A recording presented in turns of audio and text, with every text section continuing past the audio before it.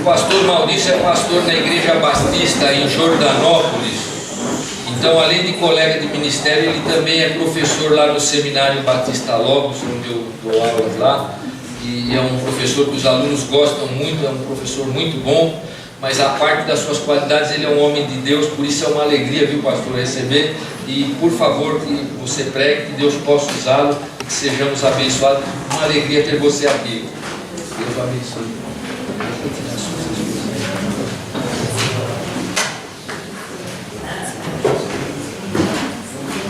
Boa noite, irmãos e irmãs. Boa noite. Para mim é uma satisfação enorme, uma alegria estar com os irmãos, conhecer pessoas novas e mais uma vez reconhecer a graça e a bondade, a generosidade da família de Deus quando nós nos encontramos. Hoje eu acho que eu comi um dos melhores bolos de fubá da minha vida. Então, se prometerem que tem toda semana, eu prometo que me esforço para visitar. Obrigado, pastor Toninho, tanto pela bondade das palavras, quanto também pelo convite, a confiança. E eu trago o abraço da igreja de Jordanópolis. E a minha família não pôde me acompanhar porque eles estão trabalhando nos ministérios lá. Minha esposa, meus 2 filhos. E daqui a pouquinho o culto deve estar começando, porque lá começa às 19, né? Então, eu agradeço ao Senhor porque mesmo que eles não estão aqui, eles estão também celebrando ao Senhor lá. E isso me alegra, isso me enche de prazer. Porque de coração, gente, eu não estou falando por falar, eu amo isso aqui, eu gosto muito da Igreja de Cristo, eu sou igreja, claro, mas eu tenho um prazer enorme de celebrar, de cultuar, de cantar junto. Quando eu vejo Pedro tocando, os irmãos cantando, poxa, esse ato de adoração me motiva, me entusiasma e me fortalece. E quando nós louvamos ao Senhor com alegria, quando nós celebramos a Ele de todo o coração, quando nós o adoramos em espírito e em verdade, é claro, nós cumprimos o propósito para o qual fomos criados. Mas isso se reverte em bênção para as nossas vidas. Isso edifica, isso fortalece, isso eleva a alma e faz com que a vida seja muito melhor. Amém? Amém. Bom, vamos meditar na palavra do Senhor. Eu te convido a abrir no profeta Abacuque. Profeta Abacuque. Nesta noite nós vamos ter uma abordagem panorâmica desse profeta, desse livro do Antigo Testamento. Se você tem dificuldade de achar Abacuque, ele fica depois de Naum.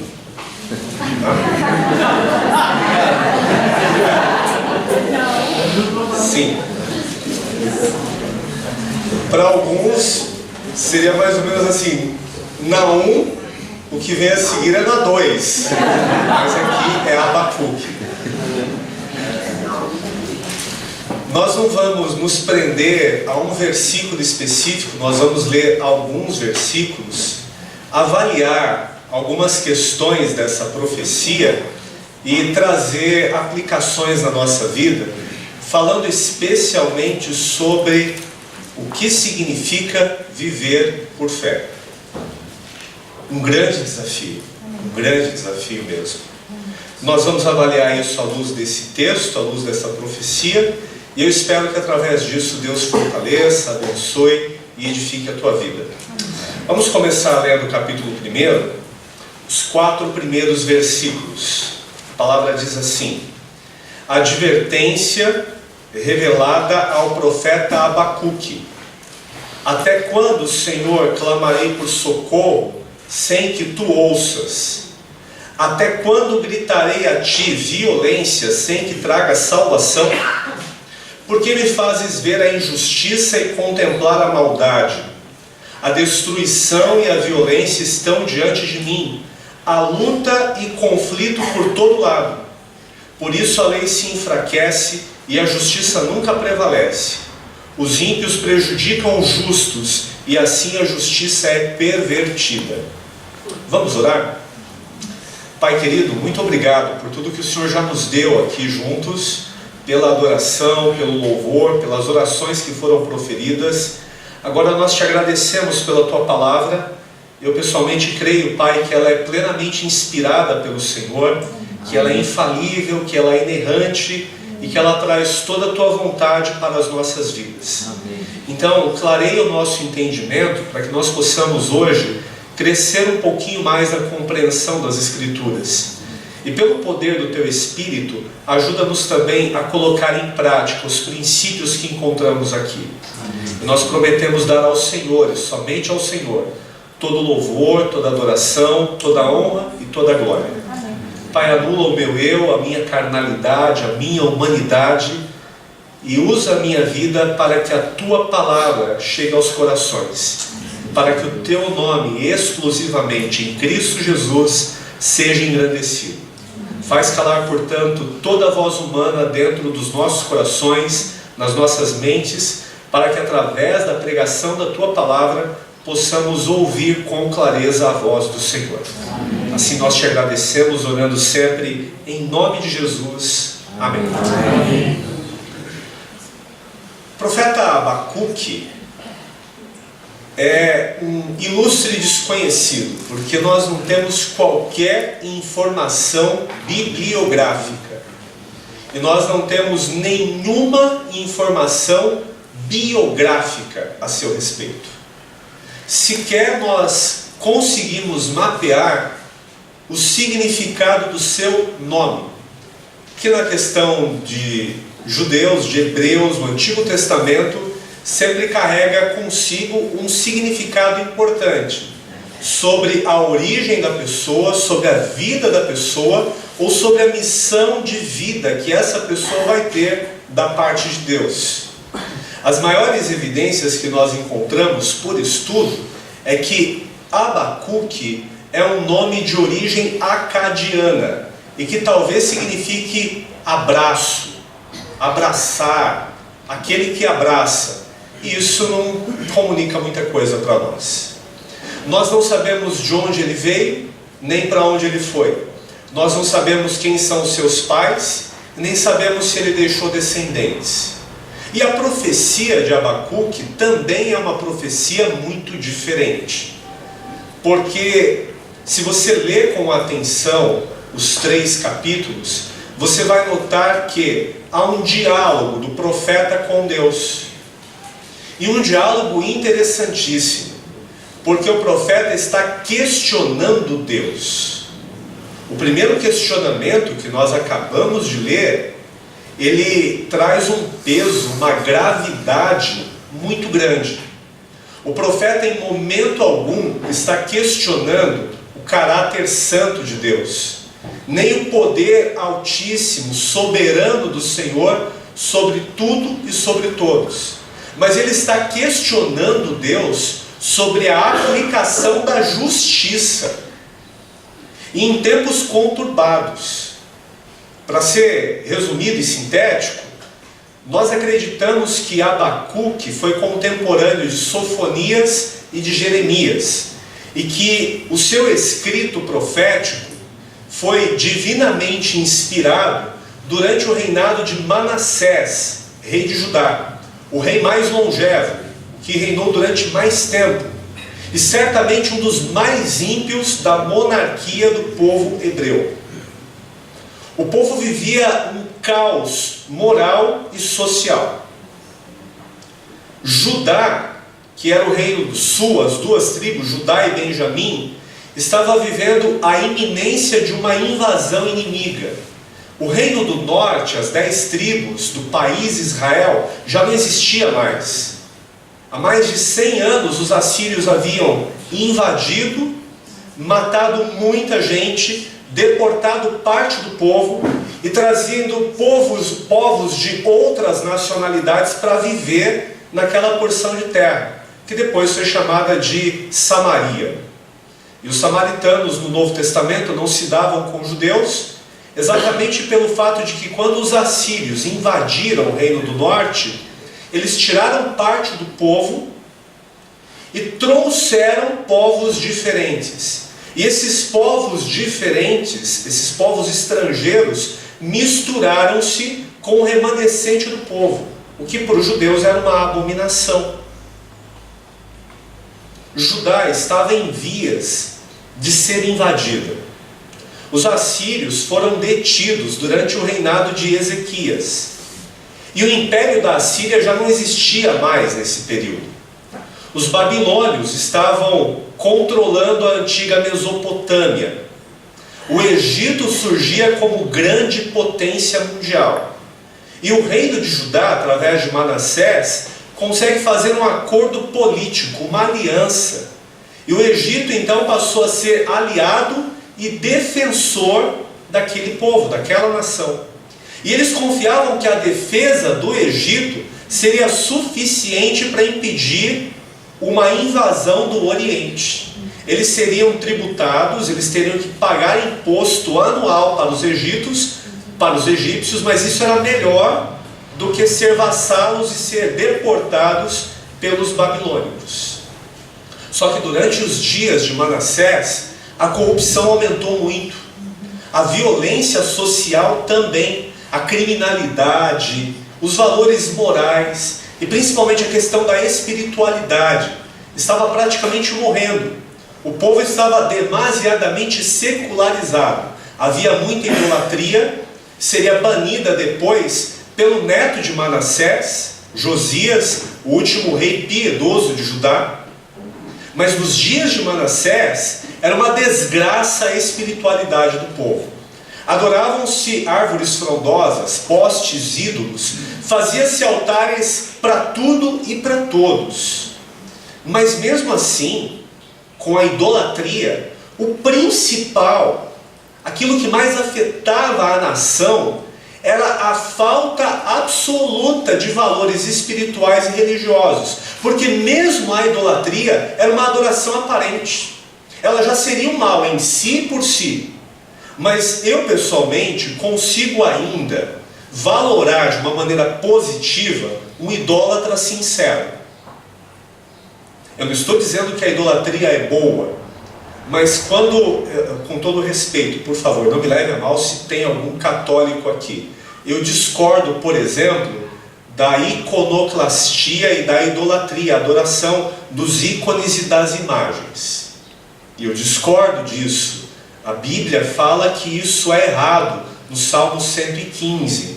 Mas quando uma pessoa faz isso com toda a devoção, de todo o coração e com muita sinceridade, eu acredito que no fundo, essa pessoa ela tem bons valores espirituais. Ela acredita de todo o coração, ela é honesta, ela é sincera. O grande problema é que sinceridade nunca foi sinônimo de verdade. Assim, uma pessoa pode ser absolutamente sincera em tudo que ela faz e no que ela crê, estando completamente errada. Mas possui valores espirituais. Nos dias de Manassés, esses valores espirituais eram praticamente inexistentes. Cada um pensava em si. Havia idolatria, mas a principal idolatria era a egolatria, a adoração de si mesmo, a busca apenas dos seus próprios interesses. E como fica uma sociedade que espiritualmente só busca os interesses do próprio indivíduo? Essa sociedade se torna extremamente competitiva, agressiva, violenta. Essa violência corrompe os valores morais. Logo, matar, roubar, furtar, estuprar passa a ser algo não socialmente aceitável, mas algo com que se convive com certa normalidade. E era o que estava acontecendo nos dias de Manassés, nos dias de Abacuque. Quem estava fazendo isso? O povo escolhido de Deus. Então o profeta questiona Deus. E olha o questionamento comigo, novamente, a partir do versículo 2. Até quando, Senhor, clamarei por socorro, sem que tu ouças? Até quando gritarei a ti violência, sem que tragas a salvação? Ele está dizendo, Senhor, eu estou implorando, eu estou orando, eu estou o tempo inteiro intercedendo ao Senhor por livramento, e o Senhor não está me ouvindo. Nós não sabemos por quanto tempo o profeta estava clamando, mas o indício textual é de que já havia um tempo amplo, porque ele estava cobrando uma resposta. E a questão que ele levanta a Deus é: até quando, Senhor? Está acontecendo tanta violência, está acontecendo tanta injustiça. Eu pergunto e o Senhor não me responde. Eu peço socorro e o Senhor não me atende. Eu clamo por livramento e sinto-me cada vez mais inseguro. E ele inclusive especifica: porque me fazes ver a injustiça, contemplar a maldade, a destruição e a violência estão diante de mim, a luta e conflito por todo lado. Por isso, a lei se enfraquece, a justiça nunca prevalece, os ímpios prejudicam os justos e assim a justiça é pervertida. Sabe, há momentos que eu leio a Bíblia, e se eu não estou com muita atenção que eu estou lendo a Bíblia, eu me pergunto: será que não é o jornal do dia? Porque isso daqui não é uma característica do que estamos vivendo hoje. Olha, acabei de conhecer um irmão que ele foi agredido, covarde, violentamente, e teve um bem subtraído. E eu suponho que esse irmão não está pensando: vão encontrar o meu veículo, ele vai voltar nas mesmas condições que foi levado. Porque quando acontece um fato desse, no fim, lá no fundo, a gente até tem esse anseio, mas não passa de anseio. Quase sempre, lidando realisticamente, nós já estamos tratando da perda. Paciência. Se tem seguro o carro, vai demorar uns 10, 15 dias para eu ter um carro novo e talvez para recomeçar esse ciclo, para vir mais um bandido, levar o próximo. Porque olha a violência nos cercando, e a injustiça, a maldade, a corrupção. E o profeta está questionando Deus: Senhor, e a tua justiça vai ser aplicada quando? E o teu poder que liberta, e as tuas poderosas mãos que dão vitória e fazem o justo prevalecer, isso vai acontecer quando? Pedro e Vanessa conviveram comigo um certo tempo, o suficiente para talvez lembrarem-se de que eu detesto frase feita, chavãozinho. E eu questiono muitos ditados populares, porque quase todos são sofismas, ou seja, eles possuem alguma engenhosidade lógica, mas quase sempre com mentira. Então, se você parte de uma premissa mentirosa, a consequência, o resultado, ele pode ser lógico, mas é mentiroso se a premissa é mentirosa. Então você, crente, já deve ter ouvido assim: nunca questione a Deus por quê, mas para quê? Porque não se questiona a Deus os porquês. Ora, o que Abacuque está fazendo aqui? Deus, por quê? Que situação é essa, Deus? O que está acontecendo? Cadê a tua justiça? Eu estava sendo um ótimo funcionário, eu fui violentamente afrontado e terrivelmente demitido em circunstâncias injustas. Os folgados estão lá, os corruptos estão lá, e eu estou desempregado. Até quando, Senhor? Meu marido, minha esposa me abandonou, foi covarde, violou a aliança do casamento. E eu estou agora sofrendo, eu estou infeliz, eu estou, enfim, em condições precárias, tanto emocional quanto espiritual e também humanamente. Até quando, Senhor? Eu fui roubado, Senhor, até quando? Até quando? Ai, irmão, se desse para a gente pegar esse cara, hein? Eu não sei você, eu sou um cristão pacifista e eu não tenho planos de exercer justiça em meu próprio favor, com as minhas próprias mãos. Mas a Bíblia manda eu fazer justiça pelo outro, certo? Então, se roubou a mim, paciência, eu vou esperar que alguém me defenda. Mas se roubou meu irmão, eu tenho que defendê-lo, certo? E eu vou tentar defender fazendo o melhor que eu posso. Ah, se a gente encontrasse esse cara. Mas a gente não pode, a gente está perguntando: Senhor, até quando? Deus responde ao profeta, a partir do versículo 5, Olhem as nações e contemplem-nas. Fiquem atônitos e pasmem, pois nos dias de vocês farei algo em que não creriam se lhes fosse contado. Estou trazendo os babilônios, nação cruel e impetuosa, que marcha por toda a extensão da terra para apoderar-se de moradias que não lhe pertencem. É uma nação apavorante e temível, que cria sua própria justiça e promove a sua própria honra. Seus cavalos são mais velozes que os leopardos, mais ferozes que os lobos no crepúsculo. Sua cavalaria vem de longe, seus cavalos vêm a galope, vêm voando como a ave de rapina que mergulha para devorar. Todos vêm prontos para a violência. Suas hordas avançam como o vento do deserto, e fazendo tantos prisioneiros como a areia da praia. Menosprezam os reis e zombam dos governantes, riem de todas as cidades fortificadas, pois constroem rampas de terra e por elas as conquistam. Depois passam como vento e prosseguem homens carregados de culpa e que têm por Deus a sua própria força. Deus está dizendo então ao profeta: eu tenho a solução para esse problema da violência do meu povo de Judá. E qual é a solução divina? Os babilônios. Primeiro, não dava para acreditar.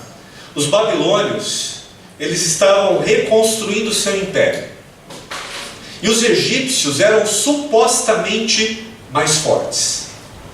Como é que eles vão ser o novo grande império do mundo? Impossível.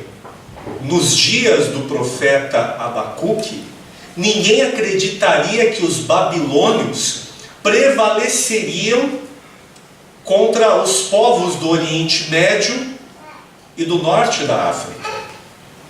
Mas Deus falou: eu vou fazer isso acontecer. E quem eram os babilônios? Pessoas terríveis, ímpios, impiedosos, pessoas cruéis, arrogantes. Em relação à arte da guerra, eles não respeitavam, eles criavam a sua própria lei de guerra. Eles herdaram todas as características dos antigos assírios, a quem eles derrotaram, e potencializaram. Lembra que Jonas foi mandado por Deus para a Síria, para pregar em Nínive, e ele não quis ir? Porque ele sabia: esse povo vai chegar aqui, e eles são terríveis, eles são cruéis. Se eles apenas matassem, não é que é bom morrer, mas respeitariam os acordos internacionais de guerra, mas eles não respeitam nada, nem ninguém. Eles matam com crueldade. Eles não apenas decapitam, eles querem humilhar, eles querem aos poucos produzir flagelo, dor. Eles estupram as mulheres diante dos seus maridos. Eles fazem questão de romper o ventre das mulheres grávidas em público para humilhar o povo. E depois de muita humilhação, sim, eles exterminam. Os babilônios faziam tudo isso. Herdaram essa cultura. Faziam suas próprias leis. E quando Deus responde isso para o profeta, que perplexidade. O profeta diz: Senhor, nós estamos doentes. Eu estou clamando ao Senhor pela cura da nossa enfermidade, mas o remédio é pior que a doença. Como é que o Senhor vai levantar um povo desse? O Senhor sabe quem eles são. O Senhor está dando as características desse povo. O Senhor está dizendo quem eles são e o que eles fazem. Então o profeta levanta a segunda questão a partir do versículo 12. Senhor, Tu não és desde a eternidade? Versículo 13. Teus olhos são tão puros que não podem ver e suportar o mal. Não podes tolerar a maldade. Então por que toleras os perversos? Por que ficas calado enquanto os ímpios devoram os que são mais justos que eles? Aqui o profeta está questionando: Senhor, O teu povo está em corrupção, o teu povo está praticando violência, o teu povo está praticando idolatria, o teu povo está praticando atos desonrosos contra o Senhor, mas ainda é o teu povo. E para corrigir a maldade do teu povo, o Senhor levanta pessoas, o Senhor levanta um outro povo que é muito pior do que ele. O Senhor não pode fazer isso. Isso não está de conformidade com o teu caráter. O Senhor é santo, o Senhor não pode ver o mal. Eu sei, o Senhor é soberano, Ele está reconhecendo. Mas aqui há um conflito aparente. A soberania de Deus que faz o que Ele quer com a santidade de Deus, que não pode tolerar o mal. O profeta fala, Senhor, isso é incabível. E talvez você diga assim, que profeta audacioso. Mas eu te pergunto, você nunca discordou das ideias de Deus? Eu pessoalmente já. Eu sou especialista em fazer isso, de verdade. Eu já cheguei a falar para Deus, desculpa, dessa vez o Senhor errou mesmo. Definitivamente. Eu tinha um plano melhor. Eu sabia com mais propriedade o que fazer. Dessa vez o Senhor deu bola fora. Foi uma só, o Senhor tem crédito. Mas isso aqui não está compatível com quem o Senhor é, com o que o Senhor se propõe de fazer. E eu mesmo sei isso. Vai dizer que você nunca questionou Deus dessa forma, do fundo do teu coração. O profeta é tão audacioso que ele chega a dizer, no capítulo 2, versículo 1, ficarei no meu posto de sentinela e tomarei posição sobre a muralha.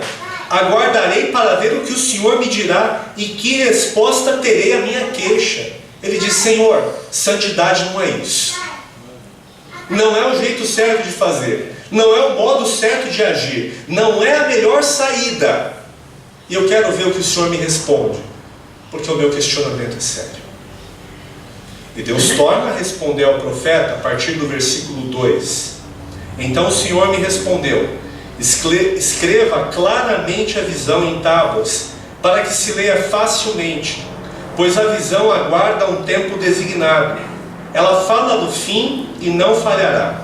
Ainda que demore, espere-a, porque ela certamente virá e não se atrasará. Escreva, o ímpio está envaidecido, seus desejos não são bons, mas o justo viverá pela sua fidelidade, fé. Que Deus responde ao profeta? Nada do que ele questionou. Interessante que muitas vezes Deus não responde às nossas perguntas. Já notou isso? Vou te contar um caso meu, experiência pessoal. Aconteceu quase 17 anos atrás. Eu estava no início do meu ministério. Eu era vice-presidente da igreja, auxiliava o meu pastor. Ele foi fazer uma visita para o campo missionário, um casal da nossa igreja, no norte de Minas Gerais, e eu tinha que cuidar então do rebanho na ausência dele. E havia um irmão em Cristo que ele estava internado no Dante Pazanese. Ele tinha trocado o marca-passo 2 vezes, tinha doença de Chagas. Eu saía da minha casa às 4h30 da manhã todos os dias para pegar o primeiro ônibus que ia até o metrô Jabaquara e de lá vir para São Bernardo do Campo, onde eu trabalhava. E eu saía do meu trabalho e ia direto para o seminário. E porque do seminário, um irmão piedoso mudava muito o caminho dele para me dar carona, para que eu chegasse um pouco mais cedo em casa e gastasse uma passagem de ônibus a menos. Eu conseguia chegar por volta de 11h15 da noite. Para as 4 horas da manhã do dia seguinte, estar de pé de novo e reiniciar o suplício. Mas como o pastor viajou, eu pedi para os irmãos do seminário afastamento. Eu falei, enquanto ele estiver fora, não posso frequentar as aulas, porque qualquer coisa que acontecer com os irmãos, eu tenho que visitar, eu tenho que prestar algum tipo de assistência. Entra em contato então um irmão chamado Antônio. Ele diz, precisa visitar o Mário urgente. Isso era por volta de 9 horas da noite. E eu perguntei por quê. Ele falou, tá no Dante, o médico já disse que ele não vai sobreviver muito tempo não. E eu comecei a pensar, como é que eu vou visitar o Mário? Eu não tinha carro. Morava no extremo sul de São Paulo. Alguém aqui já ouviu falar do Jardim Ângela? Jardim Ângela é só referência, era depois do Jardim Ângela. Sabe onde Judas perdeu as meias? Era por ali. E eu era pobre, gente, pobre de marré. Hoje eu sou pobre, mas naquela época era assim, extremamente pobre. Eu pensei, bom, carro eu não tenho, e dinheiro para ônibus também não. Mas como é que eu vou às 9 horas da noite do Jardim Ângela, que é só referência, lembra disso? Lá para Vila Clementino, para o Ibirapuera, de ônibus. 8h30 da noite, a maior parte dos ônibus nem rodavam mais. Era assalto na certa. Como é que eu pago um táxi? Eu não tenho dinheiro para o ônibus. Dá para um táxi? Comecei a pensar que irmão tem carro que pode dar carona. Só que se o irmão pudesse dar carona, eu teria que ajudar com combustível, porque quase todo mundo era tão pobre quanto eu.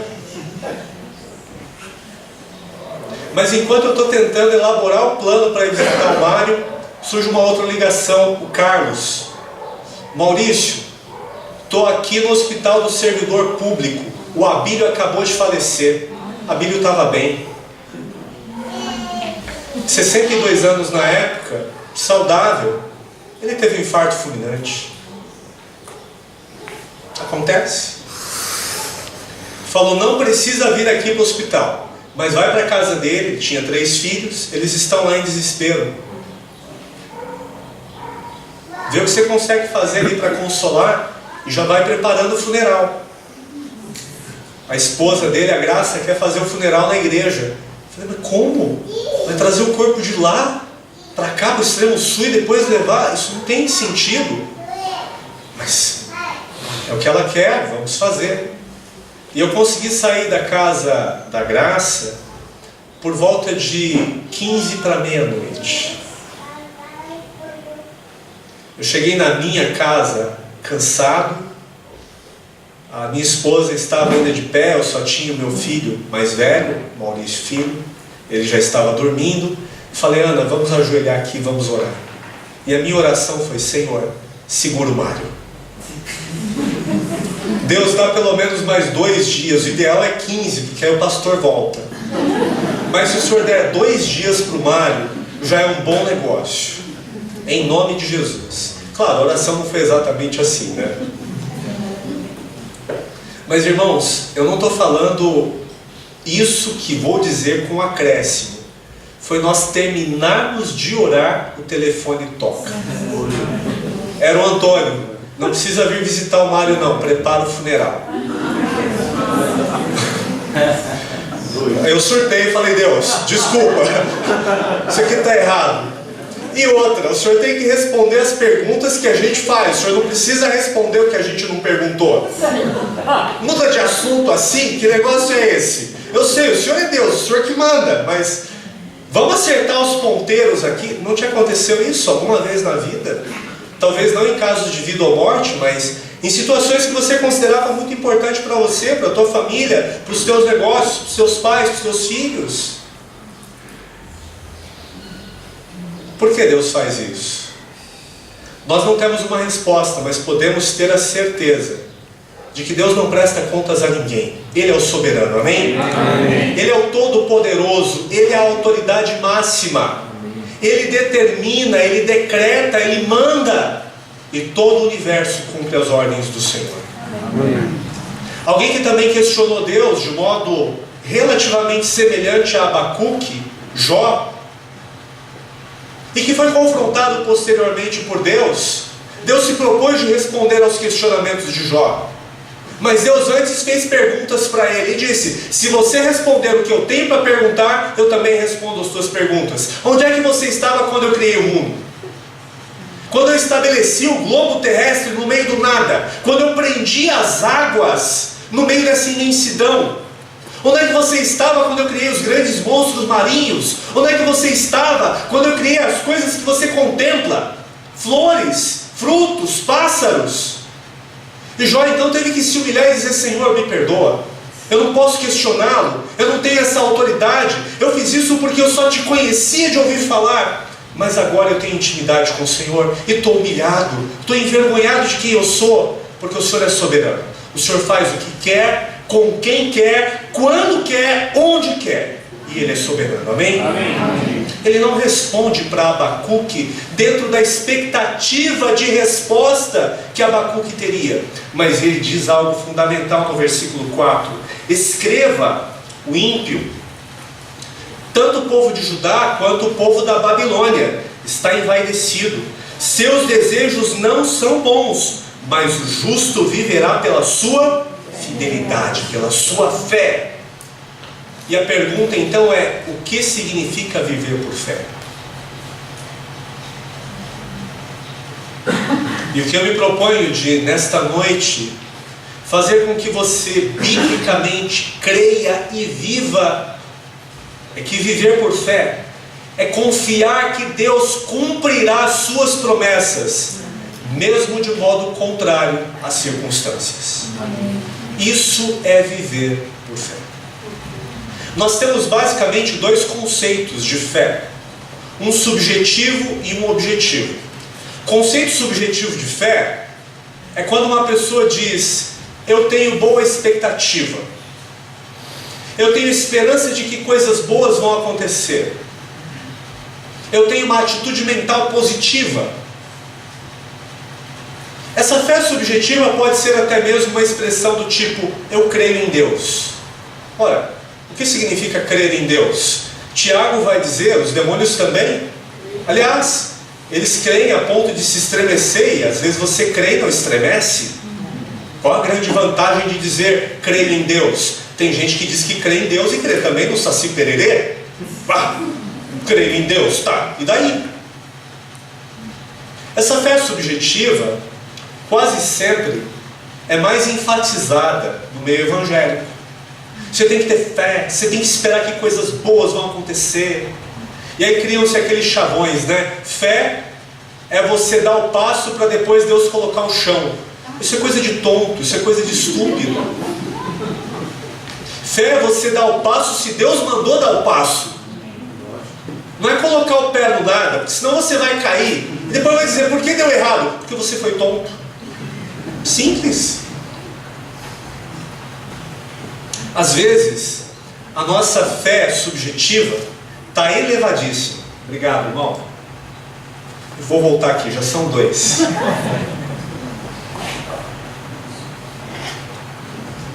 Às vezes, eu estou num dia assim tão bacana, tão legal, que eu falo assim: pode acontecer o que for, eu confio em Deus. Já me aconteceu, acordei num dia daqueles de up, né? Aqueles dias em que, independente do que está acontecendo, você se sente bem. De vez em quando isso me acontece. Bateram no meu carro, falei: isso não vai estragar meu dia não, vou cantar. Cheguei atrasado no trabalho, levei bronca, não tem problema não, vou orar. Fui para o refeitório, acabou a comida, não tem problema, não é só de pão que vive o homem, vou ler a palavra. Essa fé subjetiva estava ali num ponto latente, alto. Mas às vezes acontece dessa fé subjetiva estar lá embaixo, não é? E o dia raia com luzes fortes e com indícios de que vai ser muito bonito, mas você fala: eu não queria levantar. E você sai para o trabalho com aquela expectativa horrorosa de que vai demorar muito mais do que o comum, porque o trânsito vai estar extremamente congestionado e parece que os carros abrem passagem na tua frente. Mas você fala: eu não estou legal, eu não estou bem, eu não estou feliz, eu não estou contente, eu não estou alegre. Aí você não sente forças para orar, você não sente prazer de servir, você não quer comunhão com Deus, você nem sequer está pensando de abrir tua Bíblia para ler e para ouvir Deus falar alguma coisa contigo. Por quê? Porque a fé subjetiva está lá embaixo. A fé subjetiva é subjetiva porque pertence à alma do indivíduo, é da sua personalidade, e às vezes a personalidade está em alta, então você vai lá para as nuvens, mas geralmente nós não vivemos lá em alta, nós vivemos aqui com os pés no chão, e às vezes cavamos a nossa própria cova. Isso é até mais frequente do que estar nas alturas. A fé objetiva é bem definida em Hebreus 11, versículo 1. Texto simples, muito conhecido, não é? Ora, a fé é o firme fundamento das coisas que se esperam e a prova das coisas que não se veem. Essa é a definição bíblica de fé, amém? Amém. E o que ela significa? Firme fundamento das coisas que se esperam, a expectativa futura. Prova das coisas que não se veem, ainda não aconteceu. Você tem expectativa futura e você acredita que o que ainda não é visível acontecerá por quê? Porque Deus prometeu. Porque Deus afirmou na sua palavra. Porque Deus escreveu. E Deus escreveu, amém? Amém. Ele moveu homens santos para registrar a sua palavra inspirada. E viver por fé é viver em obediência a essa palavra inspirada por Deus. Isso é a fé objetiva. Então eu acordo um dia e tenho vontade de cantar, e eu fui criado para o louvor da glória do Senhor, amém? Amém. Efésios 1, 6, 12, 14. Então eu canto, estou cumprindo a missão para a qual fui criado, o louvor da glória de Deus. Mas eu acordo um dia que eu não me sinto bem, e o que eu faço? Eu também canto, porque eu fui criado para o louvor da glória de Deus. Cantar ou não cantar não depende da minha emoção, não depende do meu estado emotivo, não depende da minha vontade, é um ato de obediência, porque Deus mandou eu viver louvando. Amém. Eu estou com vontade de pregar, que delícia. Hoje, por exemplo, que bacana, eu vou pregar 2 horas. Não, prometo que eu não vou pregar 2 horas. Já até falei mais do que o meu tamanho permite. Mas eu estou com vontade de pregar, então eu vou e prego. Já teve muitos dias que eu não tive vontade nenhuma de pregar. Mas eu preguei, porque Deus me mandou pregar. Ele me mandou proclamar o Evangelho aos perdidos. Ele me mandou pastorear, apacentar uma parte do rebanho dele, que está lá em Jordanópolis. Ele me mandou estar sempre apto para ensinar a palavra, para edificar o seu povo. E Ele me capacitou para isso através de um dom espiritual. Então eu não faço o que faço porque sinto prazer, ou deixo de fazer porque sinto dor. Eu faço porque eu creio na palavra de Deus. E Ele me mandou fazer. E eu faço não o que eu quero, eu devo fazer o que Ele me manda fazer. Isso é viver por fé. É por isso que Jesus é o autor e consumador da nossa fé. E o próprio Jesus é apresentado no Evangelho de João, capítulo 1, como sendo Ele mesmo a palavra encarnada. No princípio era o Verbo, a palavra. O Verbo estava com Deus e o Verbo era Deus. A palavra encarnada. Ou seja, viver por fé é viver em obediência à palavra do Senhor. É viver crendo que as promessas que Deus fez para a tua vida, elas vão se cumprir, porque não depende das circunstâncias que você e eu vivemos, não depende de nossas emoções, não depende dos nossos sentimentos, depende do caráter de um Deus que é santo, que é justo, que é perfeito, mas que é todo poderoso, é soberano, não pode mentir, não pode negar-se a si mesmo, Ele é absolutamente fiel. E portanto viver por fé é viver esperando que a palavra de Deus se cumpra, enquanto você a obedece. E no meio dos questionamentos de Abacuque, Deus fala: o ímpio é vaidoso, o ímpio, ele não tem bons desejos, ele não sabe se refrear, mas o justo vive pela sua fé. Então Deus, embora não responda aos questionamentos do profeta, o traz para o centro do seu querer. Viva por fé. Viva acreditando na minha palavra. Viva praticando a minha palavra. Viva crendo no meu poder.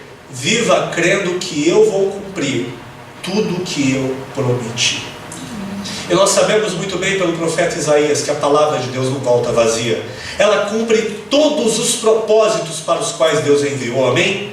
Amém. Nós sabemos muito bem que a palavra de Deus é viva e é eficaz. Amém? Nós sabemos muito bem, de acordo com 2 Timóteo 2,13, que Deus é fiel. Ele não pode negar a si mesmo.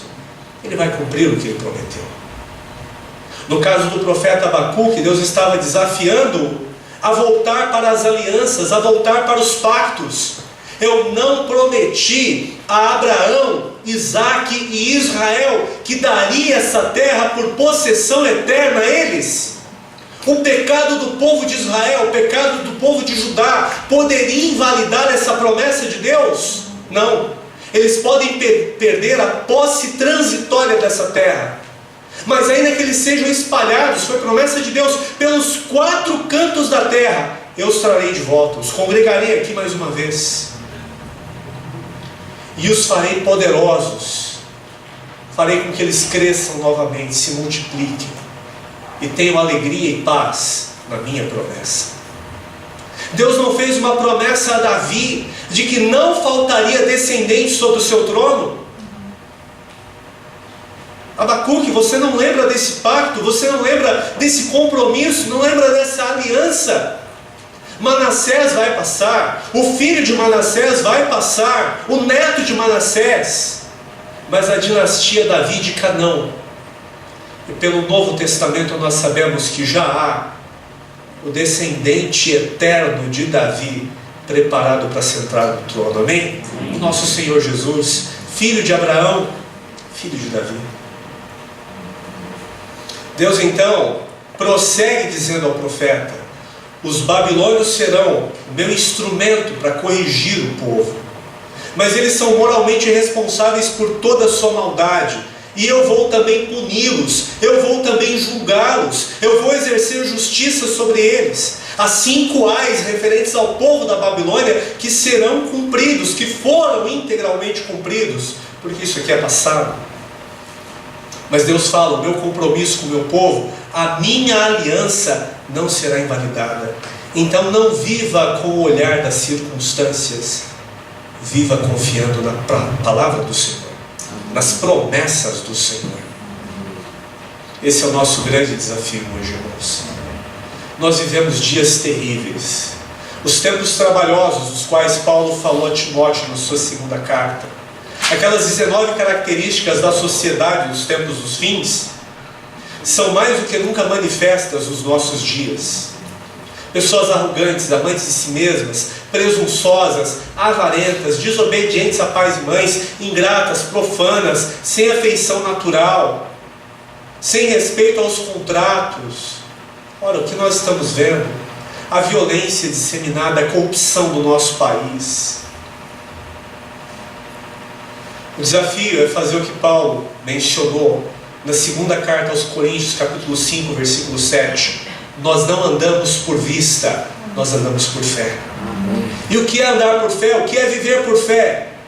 Deus prometeu, eu acredito e cumpro. Deus mandou eu fazer, eu faço.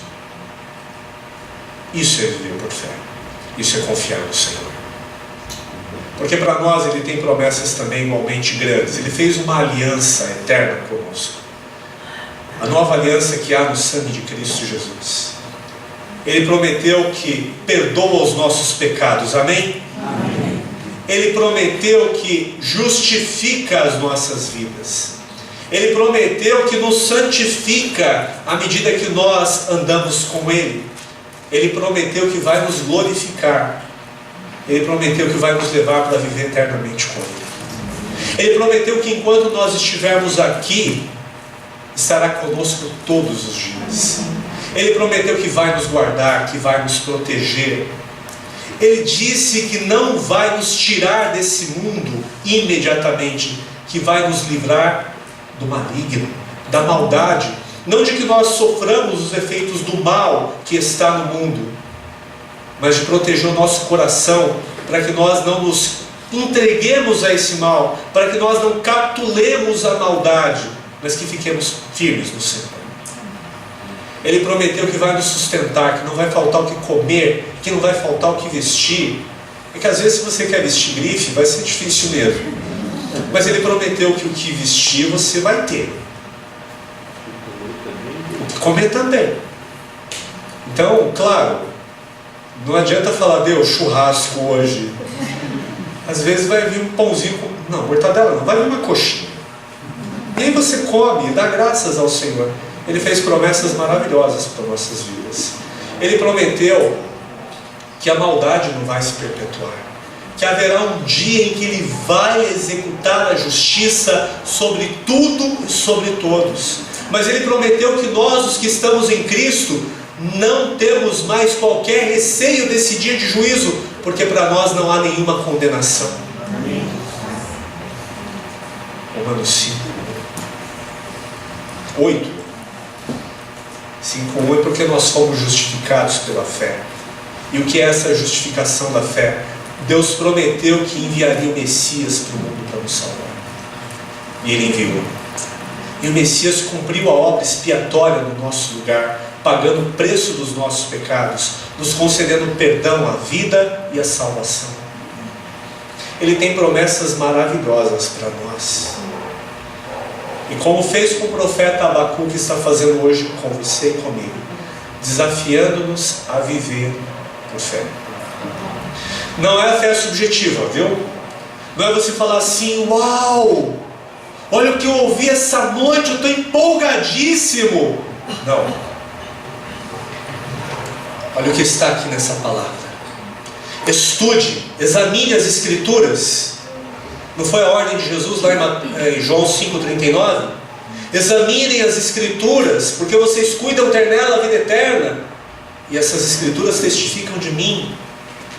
No capítulo 17, Jesus disse: a vida eterna é essa, versículo 3, que te conheçam a ti como único Deus verdadeiro, e ao teu Filho a quem enviaste. Viver por fé é viver em Cristo. Viver em Cristo é viver em obediência à palavra. É por isso que nós dizemos que a Bíblia é a nossa regra de fé e de conduta. É por isso que nós dizemos que a Bíblia, como palavra de Deus, dirige os nossos passos. É por isso que o salmista mencionou: a tua palavra é lâmpada para os meus pés, é o agente que ilumina o meu caminho. Então nessa noite, meu irmão, minha irmã, não olhe para as circunstâncias da tua vida. Você pode orar e questionar Deus da forma que você quiser. Não precisa repetir Abacuque, porque você já sabe o resultado. Mas você pode derramar o teu coração diante de Deus, você pode falar. Ele sabe quem você é, Ele escuta o teu clamor, Ele sabe o que te inquieta, o que te incomoda, o que dói na tua vida. Ele conhece os teus problemas, os teus pecados, Ele sabe exatamente quem você e eu somos. Mas o especial de tudo isso é que, por graça, soberanamente Ele decidiu nos amar. E Ele te ama. E você não precisa viver desesperado pelas circunstâncias. Você não precisa desanimar e desfalecer, porque humanamente as suas expectativas são frustradas. Você não precisa viver preso ao caos e muito menos refém das situações da vida. Você e eu somos desafiados a viver por fé. E nós vivemos por fé e não por vista. Amém? Amém. Eu quero finalizar então com o que Abacuque entendeu da confrontação de Deus no capítulo 3. Ele faz uma oração ao Senhor, e esta oração está em forma de poesia. Ele relembra os grandes feitos do Senhor, os atos redentores de Deus ao longo da história do povo de Israel. Ele se recorda das promessas que Deus cumpriu no passado para fazer uma declaração de fé quanto ao presente e ao futuro. Coloque os olhos no capítulo 3, versículos 17 a 19. Mesmo não florescendo a figueira, e não havendo uvas nas videiras, mesmo falhando a safra de azeitonas, não havendo produção de alimento nas lavouras, nem ovelhas no curral, nem bois nos estábulos, ainda assim eu exultarei no Senhor e me alegrarei no Deus da minha salvação. O Senhor, o soberano, é a minha força. Ele faz os meus pés como as do servo, faz-me andar em lugares altos. Abacuque decidiu ter uma vida acima das circunstâncias, vivendo a verdadeira fé, confiando nas promessas do Senhor e obedecendo às ordens que Ele deixou na sua palavra. Nós cantamos isso, não cantamos? Ainda que a terra não floresça. O pessoal que está na porta é forte? Não deixa ninguém correr. Vamos tentar cantar? Lembra daquele corinho, não olhe as circunstâncias? Não tem aquela terceira estrofe, ainda que a terra não floresça? Do 3. 1, 2, 2 meio, 3. Ainda que a terra não floresça e a vide não dê o seu fruto, e ainda que os montes toda a terra trema e de confiar, não olhe as circunstâncias, não olhe o seu amor, não me guie por vista, alegre estou. É verdade isso. Se o negócio que você planejou para amanhã não der certo, você está disposto de alegrar-se no Senhor e exultar no Deus da tua salvação? Se amanhã soberanamente Deus quiser levar teu filho, tua esposa, teu marido, teu pai, tua mãe, para junto de si, porque nós pertencemos a Ele, amém? Se Ele decidir soberanamente tirar as nossas vidas daqui, você promete que vai se alegrar no Senhor, exultar no Deus da tua salvação, porque você não olha as circunstâncias, você vive por fé, você confia no Senhor. Você sabe que Ele não vai falhar com o que Ele prometeu, você sabe que Ele é fiel, que Ele vai cumprir, e que por isso você deve viver em obediência à palavra dEle. Nós cantamos isso, nós recitamos isso, mas o desafio dessa noite da palavra de Deus é: vamos viver por fé? Viver por fé é crer e praticar a palavra de Deus, mesmo contra circunstâncias adversas. E eu quero viver por fé, porque eu creio no meu Senhor. Eu lembro dos seus atos redentores, eu sei do seu grande amor, e Ele será fiel para cumprir tudo o que prometeu a meu respeito, a teu respeito. Vamos orar? Pai querido, muito obrigado pela porção da Tua Palavra na qual meditamos nesta noite. Obrigado porque, apesar de quem eu sou, apesar da minha personalidade, dos meus defeitos, das minhas falhas e dos meus pecados, Pai, eu acredito que Teu Espírito Santo usa a minha vida quando nós abrimos a Tua Palavra e Ele nos conduz então para compreendermos e praticarmos o que o Senhor quer para nós. Pai querido, meus irmãos e irmãs ouviram a Tua Palavra nesta noite. E Senhor, sonda os nossos corações, conhece os nossos pensamentos. Há tantos caminhos maus, o nosso coração é enganoso, terrivelmente perverso. Nós reconhecemos que pertencemos, que carregamos em nós uma natureza caída, depravada. Embora salvos pela Tua graça, pelo Teu infinito amor, pela Tua misericórdia, Senhor, que é inefável, que é infalível, quantas vezes, ao invés de viver por fé, nós estamos olhando para as circunstâncias, e nós deixamos de louvar ao Senhor e de exaltar o Teu poder e de falar das Tuas maravilhas, porque sofremos nesse mundo, porque somos frustrados em nossas expectativas. Deus tem misericórdia de nós, queremos viver por fé. Queremos ouvir o que o Senhor ensinou ao Teu filho, Abacuque, porque o Senhor não deixou essa história apenas para que fôssemos mais inteligentes, apenas para que tivéssemos conhecimento histórico. O Senhor deixou para o nosso exemplo, para que em Cristo Jesus, o autor e consumador da fé, nós possamos viver crendo no Senhor e obedecendo a Tua palavra. Cumpre-se Teu querer em nossas vidas, Senhor, mas tem misericórdia de nós, fortalece-nos, Senhor, especialmente meus irmãos e irmãs que estão sofrendo, que estão sentindo dor, que estão aflitos nesta hora. Socorre o Teu povo, Senhor, nós estamos clamando. Enquanto todos estão com os olhos fechados, as cabeças baixas, Pastor Toninho, por favor, chega aqui e finalize esse momento de oração para nós.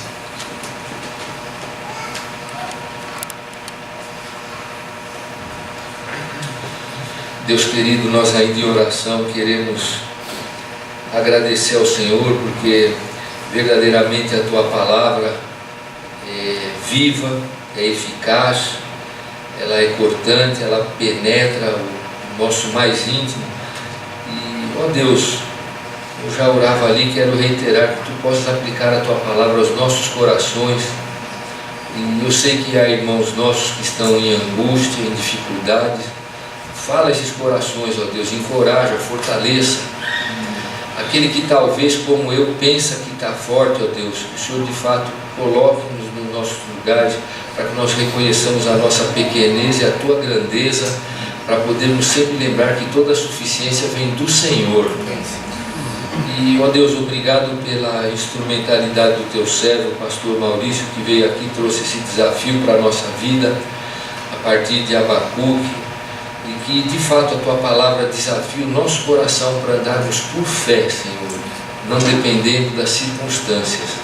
É muito bom crer no Senhor, ó Deus, é muito bom recordar as Tuas promessas, é muito bom abrir a Tua palavra e, como o Tiago diz, olhar para ela como que um espelho que revela quem nós somos e nos move, ó Deus, para tomarmos decisões por fé acertadas nos Teus caminhos.